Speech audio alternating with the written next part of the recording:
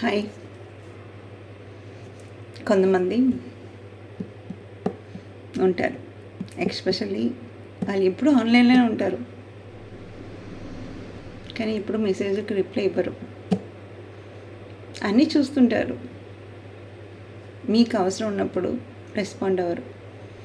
వాళ్ళ అవసరం ఉన్నప్పుడు మీరు చాలా ఫాస్ట్గా రెస్పాండ్ అవుతారు. వాళ్ళ అవసరం తీరేదాకా మిమ్మల్ని చాలా బాగా పొగడతారు. Once is done, you are nothing. అలాంటి ఫ్రెండ్స్ మీకు కూడా ఉన్నారా?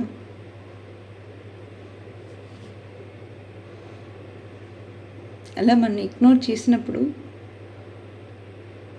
తెలియని బాధ, ఎమోషన్ అన్నీ ఉంటాయి. కానీ ఆ ఎమోషన్ని బయట పెట్టకుండా మీరు మిమ్మల్ని బిజీగా ఉంచుకోండి. ఇవాళ వాళ్ళ ఎమోషన్ మీకు అవసరం అవుతుంది, ఒకరోజు మీ ఎమోషన్ వాళ్ళకి అవసరం అవుతుంది. అప్పుడు వాళ్ళని ఇగ్నోర్ చేయవద్దు, అది రివెంజ్ కింద తీసుకోవద్దు. ఎందుకంటే మనం మనలాగా ఎప్పుడూ హాయిగా ఉండటం బెటర్. వాళ్ళలాగా డ్రామా ప్రపంచంలో నటించలేము, జీవించలేము. ఎస్పెషల్లీ మనం మనలాగా ఉన్నప్పుడు చాలా సింపుల్గా హ్యాపీగా ఉండగలుగుతాం. ఎందుకంటే మనకి ఇష్టమైతే రిప్లై ఇచ్చేస్తాం, లేదంటే నాకు మూడ్ లేదు ఇప్పుడు ఇవ్వలేను అని చెప్పి ఆ ఇవ్వలేనుగా మ్యాటర్ కూడా చాలా డీసెంట్గా చెప్పగలుగుతాం కదా. ఒకరికి క్వశ్చన్ అడిగినప్పుడు ఆన్సర్ చెప్పినప్పుడు రిప్లై ఇస్తారు కదా అని 1కి 4 సార్లు చెక్ చేసుకుంటాం.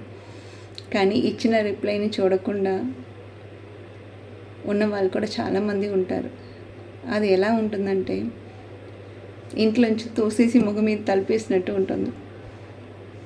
మీ ప్రతి వాళ్ళకి ఏదో సందర్భంలో ఎక్స్పీరియన్స్ అయ్యి ఉంటుంది. అవునా కదా? చెప్పండి ప్లీజ్.